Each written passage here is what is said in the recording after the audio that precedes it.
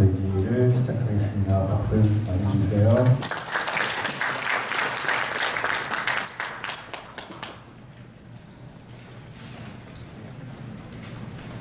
네, 안녕하세요. 반갑습니다. 카카오에서 안드로이드 앱을 개발하고 있는 안명욱입니다. 안드로이드 윈도우 마스터 덱이라는 제목으로 발표를 시작하겠습니다. 이 화면은 여러분들이 많이 사용하시는 카카오톡의 프로필 화면입니다. 저희 실제 프로필이고요. 상단을 보시면 배경 사진이 스테이터스바 영역의 뒤편까지 그려져 화면을 조금 더 크게 활용하는 모습을 보실 수 있습니다. 요즘 디자이너 분들이 앱에 좀 더 몰입감을 줄 수 있도록 이런 형태의 레이아웃을 좀 더 많이 요청을 해주고 계신데요. 이번 발표에서 이렇게 앱의 영역을 시스템 UI 영역까지 늘려 개발에 주의해야 할 사항과 알아야 하는 안드로이드의 윈도우와 윈도우 인셋에 대해 알아보도록 하겠습니다. 제가 이 발표를 준비하게 된 계기는 동료의 추천으로 구글의 개발자 크리스 베인스의 Becoming a Master Window Fitter"라는 강연을 보게 되었습니다. 윈도우에 대해서 몰랐던 내용들을 많이 알게 되었고 필요할 때마다 스택 오버플로우에서 검색을 하고 그냥 복붙했던 내용들을 이해할 수 있어서 좋았습니다. 모두 같이 알면 좋겠다 싶어서 조금 변경해서 준비를 하게 되었습니다. 이미 강연을 보셨거나 알고 계시는 내용이시면 다른 세션으로 이동하셔도 좋을 것 같습니다. 네, 혹시 다른 세션 이동하셔도 상처 있지 않겠습니다. 목차는 다음과 같습니다. 먼저 윈도우에 대해 간단히 짚어보고요. 윈도우 피팅이 왜 필요한지, 어떤 뜻인지에 대해서 설명을 합니다. 그리고 버전별로 안드로이드 프레임워크가 어떻게 변화해왔는지 알아봅니다. 다음 윈도우 피팅을 하기 위한 방식들에 대해 설명을 드릴 거고요. 마지막으로 안드로이드 파이에서 노치 디스플레이를 커버하기 위해 추가된 디스플레이 컷아웃도 어떻게 처리할 수 있을지 알아보겠습니다. 먼저 윈도우에 대해 아주 간단히 짚어보도록 하겠습니다. 일반적으로 우리가 사용하는 모바일 디바이스를 볼 때 가장 상단에는 스테이터스 바가 있습니다. 우리가 시간을 확인을 하기도 하고 알림 아이콘을 보기도 합니다. 그리고 아랫부분에 내비게이션 바가 존재합니다. 여기서 우리는 앱을 스위칭하기도 하고 홈으로 이동을 하기도 합니다. 몇 년 전까지는 하드웨어 버튼으로 제공하는 부타말들도 꽤 있었습니다. 그리고 이 가운데 부분에는 컨텐츠가 디스플레이됩니다. 우리가 개발한 앱이 주로 보이게 되는 곳이죠. 이런 것들을 안드로이드가 추상화하는 방식은 이 윈도우라는 클래스를 통해 이루어집니다. 스크린에서 우리가 보는 모든 UI는 이 윈도우 안에 있습니다. 윈도우는 키 핸들링도 제공을 합니다. 키보드나 스크린 터치할 때 위 윈도우 클래스를 통해서 뷰까지 전달이 됩니다. 윈도우 데코도 제공해서 모든 뷰들의 백그라운드를 제공을 합니다. 우리가 항상 윈도우를 사용하고 있다는 사실을 인지 못하고 개발을 할 수도 있습니다. 왜냐하면 모든 액티비티가 윈도우를 내부적으로 가지고 있기 때문입니다. 우리가 윈도우가 필요할 때면 이렇게 윈도우 메서드로 얻을 수 있습니다. 앱에서 다이얼로그를 오픈하는 경우에도 똑같습니다. 이미 컨텐츠가 디스플레이가 되고 있는 액티비티 위에 다이얼로그가 디스플레이가 되는데 이건 별개의 윈도우를 가지고 있고 마찬가지로 get 윈도우 메서드를 통해 윈도우를 얻을 수 있습니다. 태블릿과 같이 더 큰 스크린 사이즈를 가진 디바이스들을 생각을 해보겠습니다. 지메일과 같은 앱들은 마스터 디테일 레이아웃을 가지고 있고 받은 메일 목록과 실제 메일 내용 이렇게 두 개의 화면으로 나뉘어 보이게 되는데요. 그렇더라도 하나의 액티비티로 구성되어 있기 때문에 역시 하나의 윈도우를 가집니다.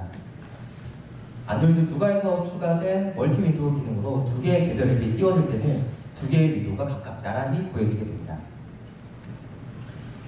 여기까지 간략하게 윈도우에 대해서 살펴봤고요. 이제 왜 윈도우 피팅이 필요한지에 대해 말씀드리겠습니다. 사실 대부분의 일반적인 레이아웃의 경우에는 크게 신경 쓰지 않으셔도 됩니다. 이 예제는 이미지 컨텐츠들이 많이 있는 플레이드라는 앱이고요. 그리드로 된 컨텐츠를 스크롤 하다 보면 스테이터스 바 뒤편과 내비게이션 바의 뒤편에도 그려지는 것을 볼 수 있습니다. 컨텐츠들이 시스템 UI의 뒤로 흘러가서 화면을 넓게 쓰고 앱에 몰입할 수 있는 경험을 할 수 있게 해줍니다. 여기에는 두 개의 포인트가 있는데요. 아까 툴바가 위로 스크롤되면서 스테이터스 바의 뒤편으로 올라가기도 했었는데 이렇게 가장 아래로 스크롤 되었을 때는 스테이터스 바 바로 아래 툴바가 올바르게 배치되어 있는 것을 볼 수 있습니다. 아래쪽에는 내비게이션 바 바로 위에 녹색의 플로팅 액션 버튼이 있는데요. 역시 내비게이션 바 위쪽에 잘 정렬되어 있는 것을 보실 수 있습니다. 이런 레이아웃을 구현할 때 제대로 구현하지 않았다면 화면과 같이 보여줄 수도 있습니다. 툴바가 스테이터스 바 뒤에 숨어서 툴바 메뉴에 클릭이 어렵게 되고 플로팅 액션 버튼은 내비게이션 바 안으로 이렇게 숨어버릴 수도 있습니다. 이런 실수를 하지 않기 위해 생각보다 고려해야 할 사항들이 꽤 있습니다. 이번엔 비디오 플레이어 앱을 보도록 하겠습니다. 이 앱에서는 비디오 앱에서 많이 사용하는 이머시브 모드를 사용하고 있습니다. 스크린에 비디오만 가득 풀스크린으로 보이고 있고 시스템 UI는 보이지 않은 상태입니다. 여기에서 스크린을 터치를 하면 컨트롤할 수 있는 버튼들이 스크린에 보입니다. 그리고 우리가 이머시브 모드를 사용하고 있기 때문에 시스템 UI도 함께 디스플레이에 보이게 됩니다. 유저가 원한다면 앱을 종료를 하거나 홈스크린으로 이동할 수 있도록 내비게이션 바가 보이게 되는 거죠. 그런데 우측 하단에 보면 아이콘 하나가 내비게이션 바의 일부가 가려져 있는 것을 보실 수가 있습니다. 우리가 앱에 아이콘을 배치할 때 이런 문제가 발생하지 않도록 내비게이션 바가 표시된 위치를 미리 알 수 있다면 좋을 것 같습니다. 우리가 레이아웃 설계할 때 아이콘을 이렇게 왼쪽으로 살짝 밀어서 내비게이션 바와 겹쳐 보이지 않도록 할 수 있을 겁니다. 이렇게 우리의 앱이 우리가 의도한 대로 시스템 UI와 적절히 함께 보이거나 겹치지 않도록 하는 일을 윈도우 미팅이라고 부르도록 하겠습니다. 사전적 의미로는 창틀의 유리 끼우기라고 할 수 있는데요. 창틀의 유리를 정확히 맞추어 끼워야 정상적인 창문으로서의 역할을 할 수 있는 것처럼 우리 앱에서도 원하는 레이아웃을 구성하기 위해 윈도우와 뷰를 적절하게 설정하는 것을 의미합니다. 뒷부분에서 이 윈도우 피팅을 잘하기 위한 방법에 대해 설명을 드리도록 하겠습니다. 그 전에 먼저 안드로이드 프레임워크가 어떻게 변화해왔는지 알아보도록 하겠습니다. 그래야 모든 버전에서의 문제를 우리가 해결할 수 있을 테니까요. 먼저 젤리빈과 그 이전 세대로 들어가 보겠습니다. 일단 현재 윈도우는 스테이터스 바와 내비게이션 바 사이에 위치해 있습니다. 지금 상태에서는 아까 예제에서 보셨던 것처럼 시스템 UI 뒤편에 드로우가 불가능합니다. 그런데 Set System UI Visibility 메서드가 허니콤 API 11에 들어갔습니다. 이 메서드를 통해서 시스템 UI 레이아웃 방식이나 비저빌리티에 대한 설정을 하는 것이 가능합니다. 시스템 UI 비저빌리티는 많은 안드로이드 API처럼 플래그 방식을 사용을 하고 있는데요. 여기에 나열된 플래그들이 뷰 클래스에서 보시는 10개의 플래그들입니다. 대부분 다 아시는 내용일 텐데요. 다 다루진 않겠습니다. 이번 발표에서 중요하게 생각하는 플래그는 가장 아래에 있는 레이아웃 플래그들입니다. 이 플래그들을 시스템 비저빌리티에 설정을 하면 시스템에 우리 앱이 가능하면 스테이터스 바랑 내비게이션 바 뒤에 풀스크린으로 그려지기를 원한다라고 설정을 해줍니다. 이 플래그들을 윈도우 트랜스폼 플래그즈, 윈도우 변환 플래그라고 부르겠습니다. 우리 발표에서 이거를 호칭할 때가 많은데 줄여서 WTF라고 부르겠습니다.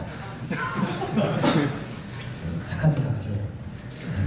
이 API를 사용하는 게 꽤 간단합니다. 이 앱의 뷰 하이어라키 상의 어느 뷰에서든 이 코드를 호출을 해주면 윈도우까지 전달되게 되어 있습니다. 지금 스크린 상의 이 부분이 현재 윈도우 영역이고요. 이 코드가 설정되고 나면 우리 앱의 윈도우가 탑 부분으로 조금 더 높아져서 스테이터스 바의 영역까지 위치하게 됩니다. 젤리빈과 그 이하 버전에서는 스테이터스 바의 뒤편에 드론을 할 수 없지만 실제 배치는 그 영역까지 확장이 됩니다. 따라서 키캣 이전 버전에서는 우리가 앞서 설명한 예제와 같은 화면을 구성을 할 수가 없습니다. 이제 키캣으로 들어가 보겠습니다. 키캣에는 반투명의 시스템 바가 들어갔습니다. 안드로이드 테마 스타일 설정에서 윈도우 트랜스루센트 스테이터스와 내비게이션을 true로 넣으면 확장과 함께 내비게이션 바가 반투명으로 나옵니다. 대신 검은색 그레디언트가 먹혀있는 것을 보실 수 있을 겁니다. 우리의 윈도우 영역이 이렇게 확장이 돼서 시스템 바 뒤에 우리의 드로우가 가능한 것을 볼 수가 있습니다. 내부적으로는 WTF가 사용되게 됩니다. 4년 전에는 롤리팝이 등장하였습니다. 매테리얼이 함께 등장했고요. 시스템 UI가 많이 변경되고 많은 기능들이 도입이 됐었습니다. 그리고 윈도우 드로우즈 시스템 바 백그라운드라는 굉장히 긴 애트리뷰트가 하나 생겼는데요. 이 애트리뷰트의 뜻은 시스템 바 백그라운드가 우리 앱 안에, 우리 뷰 계층 안에 실제로 위치하는 것을 설정하는 겁니다. 그 매테리얼을 쓰신다면 이게 기본 true로 되어 있고요. 오늘 한번 여러분의 그 앱 테마 설정에서 확인해보면 true로 되어 있는 것을 확인하실 수 있을 겁니다.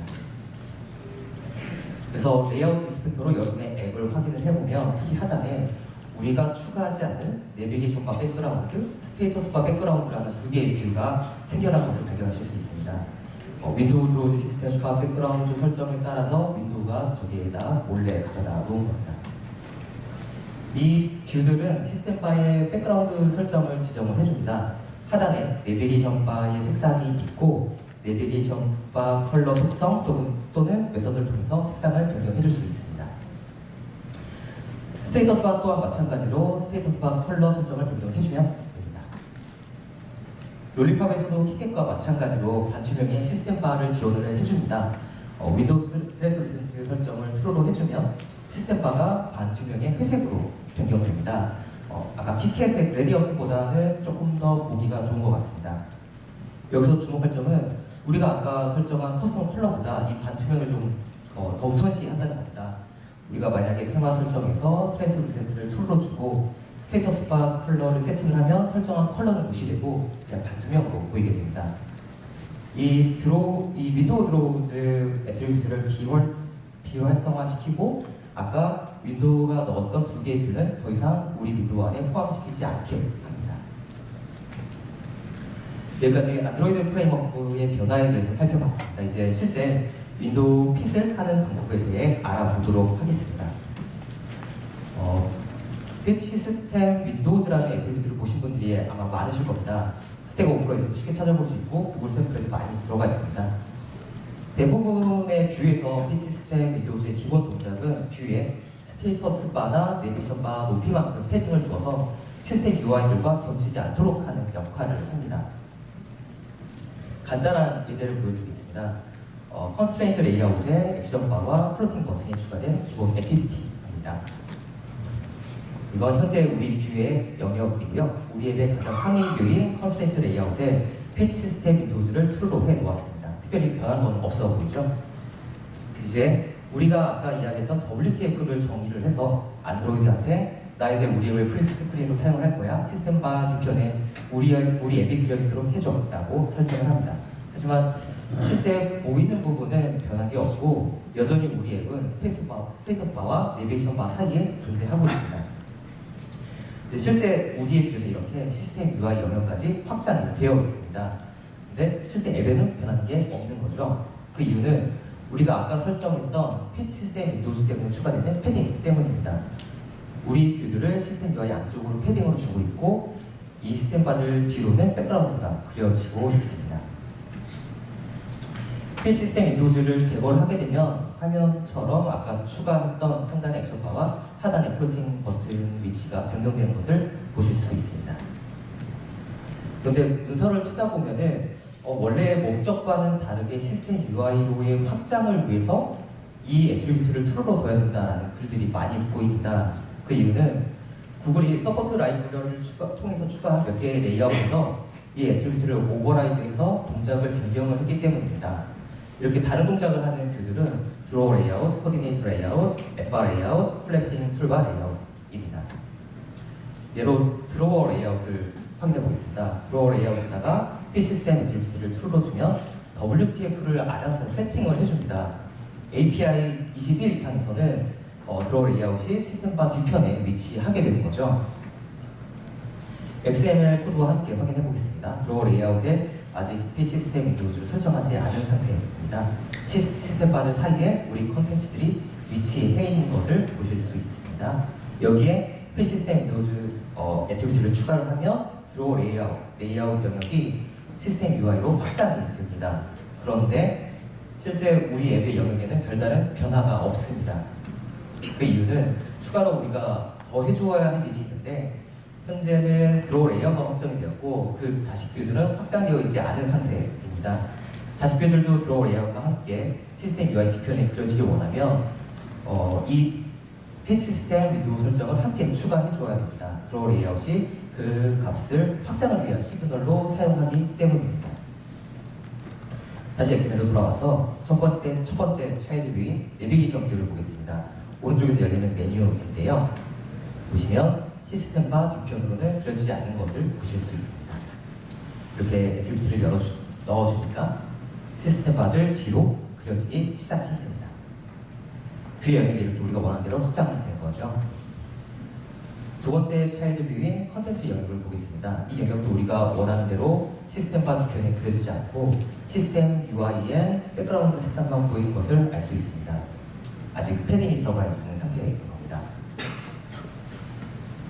피치 시스템 윈도우즈 툴을 설정을 하면 컨텐츠 영역이 확장이 되면서 내비게이션 바의 뒤편으로 흐르는 것을 볼 수 있습니다. 실제 해당 뷰의 영역이 이런 상태가 되게 됩니다.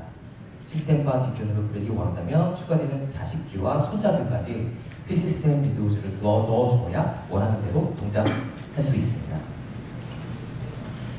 이 액티비티의 역할이 헷갈려서 다시 한번 정리를 해봤습니다. 일반적으로 뷰에 패딩을 추가해줘서 시스템 UI와 겹치지 않도록 해주는 역할을 합니다. 서포트 라이브를 통해 추가된 몇몇 뷰에서는 다른 동작을 하는데 해당 클래스에서는 WTF를 자동으로 설정해서 뷰의 영역이 시스템 UI까지 확장하도록 만듭니다. 자식 뷰에는 부모 뷰를 따라서 시스템 UI까지 확장하기 위한 신호로 활용이 됩니다. 이 애트리뷰트를 어느 뷰에서 사용하냐에 따라서 동작이 완전히 반대로 동작하기 때문에 헷갈릴 수 있는 부분인 것 같습니다. 이제 PC 시스템 윈도우즈를 사용하지 않고 매뉴얼하게 처리할 수 있는 방법을 알아보도록 하겠습니다. 우리가 커스텀하게 레이아웃을 구성해야 하는 일들이 많기 때문에 스테이터스 바의 높이를 직접 확인을 해서 우리 뷰에 마진이나 패딩 값으로 추가하는 일이 많을 겁니다. 이 부분은 윈도우 인셋이라는 걸 활용을 할 건데요. 거기 윈도우 인셋으로 넘어가기 전에 그동안 우리가 잘못 사용해왔던 방식들에 대해 먼저 알아보겠습니다. 스택 오버플로우나 일부 블로그 글에서도 아직 여전히 소개시켜주고 있는 곳이 존재하는데요. 첫 번째로 하지 말아야 할 것은 스테이터스 바의 사이즈를 임의대로 지정을 해서 우리 앱의 뷰에 패딩 값으로 넣는 일입니다. 이런 내용 혹시 스택 오버플로우나 블로그 글에서 보신 분들이 계실까요? 상태 바의 높이는 24dp 혹은 25dp고 여기에 덴시티를 곱해주면 픽셀 값을 구할 수 있다. 이런 글들이 아직 보이는데요. 이 스테이터스 바의 사이즈가 디바이스의 스테이터스 바 사이즈가 변경이 된다면 어떻게 될까요? 실제로 변경이 계속 이루어지고 있습니다. 이 예제를 한번 보시겠습니다. 우리가 툴바의 마진으로 스테이터스 바의 높이 값이라는 예상되는 24dp를 주고 있었는데 안드로이드가 나중에 그 값을 늘리게 된다면 이렇게 일부 가려진 상태가 될 수 있습니다. 심각한 버그가 되겠죠. 만약 스테이터스 바 사이즈가 다른 디바이스라면 어떻게 될까요?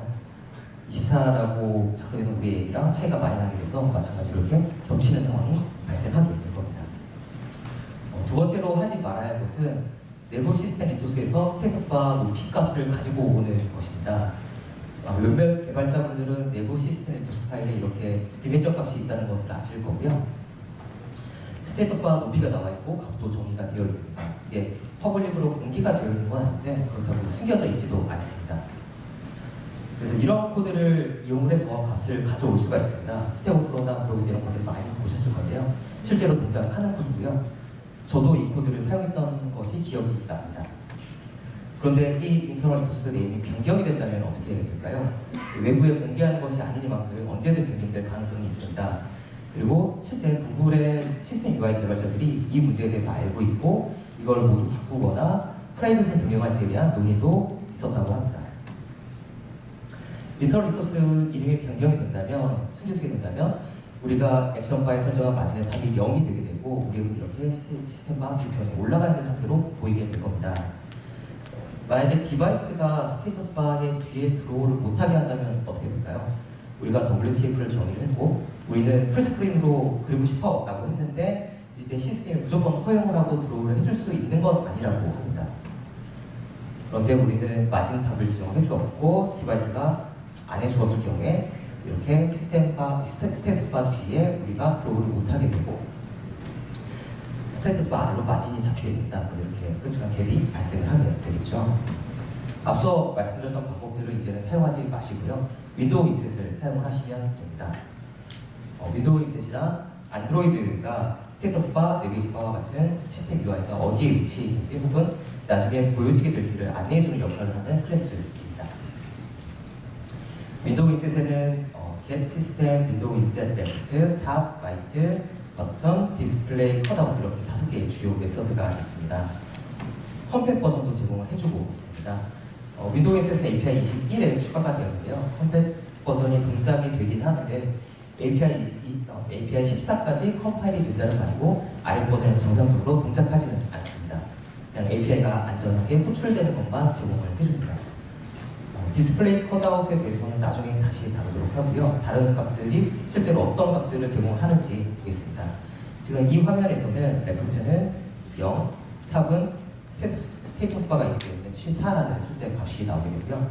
라이트도 0, 보통은 내비게이션 바가 있기 때문에 126이라는 값이 나옵니다.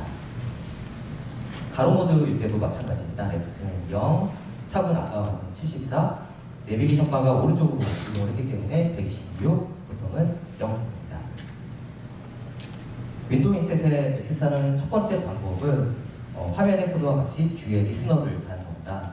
리스너를 통해서 인셋을 전달받을 수 있게 되고 필요한 뷰에 마진이나 패딩으로 활용을 하면 됩니다. 이것도 마찬가지로 뷰 컴팻을 가지고 있어서 이전 버전에서도 활용할 수 있습니다. 두 번째 방식은 뷰의 서브 클래스를 만들고 온 어플라이 윈도우 인셋을 오버라이드하는 방법입니다. 커스텀 뷰를 가지고 있고 리스너를 쓰기 싫으신 분들은 이 메소드를 오버라이드하면 윈도우 인셋 인스턴스를 전달받을 수 있습니다. 인셋을 얻을 수 있는 방법이 몇 가지가 더 있긴 한데요. 일단 이 두 가지 방법이 권장되는 방법입니다. 온 어플라이 메소드의 가장 아래줄에 컨슈머 시스템 윈도우 인셋이라는 메소드가 있는데요. 이 부분에 대한 설명도 드리도록 하겠습니다. 시스템에서 윈도우 인셋은 뷰의 계층 구조의 가장 위에서 시작해서 아래로 전달하게 되는데요. 뷰는 인셋의 소비를 결정할 수 있고 완전히 소비가 된 이후에 인셋은 더 이상 전달되지 않습니다. 뷰 하이어라키를 보면서 설명드리도록 하겠습니다. 최상단에는 윈도우가 제공해주고 있는 윈도우 데코가 있는데 위의 모든 뷰들은 그 아래에 붙게 됩니다. 여기서부터 윈도우 인셋 인스턴스가 내려오게 됩니다. 그리고 우리의 그룹인 리니어 레이아웃에 디스패치 어플라이 윈도우 인셋 메소드를 부르면서 인셋을 전달받게 됩니다. 디스패치 메소드는 다시 리니어 레이아웃에 온 어플라이 윈도우 인셋 메소드를 호출을 하게 되고 이 시점에서 우리가 이 값을 활용할지 결정을 합니다. 그리고 리턴 시점에 이 인셋의 밸류들을 소비할 것인지에 대한 선택을 할 수가 있습니다. 이 예제에서는 탑을 사용하고 컨슘 해보도록 하겠습니다. 아마 앱의 컨텐츠의 영역의 윗부분이 조금 아래쪽으로 이동을 하겠죠. 온 어플라이에서 컨슘 시스템 윈도우 인셋의 탑을 true로 설정을 해서 리턴을 하도록 합니다. 이 시점에 탑의 밸류는 0으로 세팅되게 됩니다. 이제 윈도우 인셋은 isConsumed.라는 메소드가 불립니다. 아직 적용해야 할 버튼값이 남아있기 때문에 false가 불리게 되고요. 그러면 인셋의 전달이 계속 아래로 내려가게 될 겁니다. 첫 번째 차일드 뷰로 먼저 가게 됩니다. 아까 리니어 레이아웃과 마찬가지로 디스패치 어플라이를 호출하게 되고 온 어플라이가 불리게 될 겁니다. 이번 뷰에서는 아무것도 컨슘하지 않겠습니다. 그럼 아직 컨슘이 완전히 되지 않은 상태이기 때문에 이즈 컨슘 뷰에서 펄스가 나오게 되고 다음 차일드로 넘어가게 됩니다. 또다시 디스패치 온 어플라이가 불리게 되고 두 번째 차일드가 버텀을 사용을 하고 인셋을 컨슘하게 되면 이즈 컨슘드가 이제 true를 리턴하게 되고 여기에서 세 번째 차일드 뷰가 있더라도 전달을 더 이상 하지 않고 마무리되게 됩니다. 제 동료 중에 한 분이 만든 뷰에서 인셋이 내려오질 않아서 고생했던 적이 있었는데요. 상위 뷰에서 컨슘을 해버린 것이 그 이유였습니다. 여러분도 혹시 나중에 어플라이가 불리지 않으면 한번 의심해보시기 바랍니다. 이제 마지막으로 안드로이드 P에서 소개된 디스패치 컷아웃에 대해 알아보겠습니다. 우리가 흔히 노치라고 부르는데요. 컷아웃 기능 또한 우리의 윈도우 비슷한 앱을 개발하는 데 영향을 주고 윈도우 인셋을 활용을 해야 합니다. 개발자 기능에서 테스트 가능한 거 다들 아실 거고요. 컷아웃과 관련해서 레이아웃 인 디스플레이 컷아웃 모드라는 애트리뷰트가 하나 추가되었습니다. 추가된 옵션은 네버, 쇼대치, 디폴트 이렇게 세 가지가 추가되었습니다. 화면의 코드는 각각 스타일 테마랑 코드에서 설정할 때의 모습입니다. 네버로 설정을 하게 되면 윈도우가 디스플레이 컷아웃 영역에 절대로 오버래핑하지 못하게 막습니다. 컷아웃 영역을 포함한 스테이터스바 영역에 우리 윈도우가 절대로 겹치지 않도록 설정을 하고 전체를 검은색으로 처리를 합니다. 디폴트는 살짝 복잡한데요. 윈도우가 디스플레이 컷아웃 영역까지 확장하는 것은 허용을 하지만 디스플레이 컷아웃이 시스템 바 영역에 완전히 포함되어 있는 경우에만 허용을 해줍니다. 이때 디스플레이 컷아웃 영역에 우리 앱의 중요한 콘텐츠가 겹치지 않도록 하는 것은 개발자의 몫이 됩니다. 랜드스케이프 모드일 때는 컷아웃 영역이 스테이터스바 안에 포함되어 있지 않기 때문에 허용해주지 않고 사진처럼 렌더박스가 발생하게 됩니다. 시오데치스는 화면을 항상 넓게 쓰고 싶을 때 사용을 합니다. 디바이스가 가로 모드든 세로 모드든 상관없이 우리 앱의 윈도우가 컷아웃 영역까지 확장될 수 있습니다. 쇼데치에서도 마찬가지로 우리 앱의 중요한 콘텐츠가 컷아웃 영역과 겹치지 않도록 해줘야 됩니다. 이 디스플레이 컷아웃도 아까 윈도우 인셋을 통해 얻을 수 있고요. 여기에 나열된 메서드들을 이용해서 우리 앱의 콘텐츠가 어느 범위 내에서 안전하게 보일 수 있는지 확인해 볼 수 있습니다. 다시 한번 확인을 해보면요. get safe inset left는 0, 탑은 126, right는 0, bottom은 0입니다. get bounding match는 컷아웃의 사각형 영역을 받을 수 있습니다. 컷아웃 영역의 범위를 체크를 해서 우리 앱의 중요한 컨텐츠 부분과 오버랩되는지 확인하는 용도로 활용이 가능합니다. 바운더리 매치의 영역이 어떻게 되는지 픽셀 3와 갤럭시 S10에서 테스트를 해본 화면이고요. 가장 오른쪽에 더블 디스플레이 컷아웃은 컷아웃 영역이 한 개가 아니라 여러 개가 생길 수도 있다는 점을 혹시 모르니 기억해 두셔야 될 것 같습니다. 코드를 한번 확인해 보겠습니다. 디스플레이 컷아웃 디스턴스는 아까 시스템 윈도우 인셋을 받을 때와 마찬가지로 윈도우 인셋 리스너를 통해 받을 수 있습니다. 받아온 인셋에서 디스플레이 컷아웃을 얻는 코드이고요. 얻어온 디스플레이 컷아웃을 우리 뷰에 패딩으로 추가를 하거나 바운딩 매치를 얻어와서 우리 앱의 중요한 콘텐츠와 겹치는 부분이 있는지 체크를 하는 데 활용할 수 있습니다. 그리고 마지막으로 디스플레이 컷아웃을 컨슈머하는 코드도 볼 수 있습니다. 디스플레이 컷아웃을 마지막으로 제가 준비한 부분은 여기까지입니다. 조금이라도 여러분께 도움이 된 발표였다면 좋겠습니다. 혹시 제 발표에 잘못된 사항이 있으면 제 이메일로 알려주시면 수정하여 공유를 하도록 하겠습니다. 또 이번 발표에 대한 질문이나 국민 메신저 카카오톡에서 안드로이드 개발자를 모집을 하고 있습니다. 카카오톡 개발자 지원에 관심이 있으신 분도 이메일 주시거나 혹은 이따가 Q&A 하는 장소에서 말씀해 주시면 성실히 답변 드리겠습니다. 들어주셔서 감사합니다.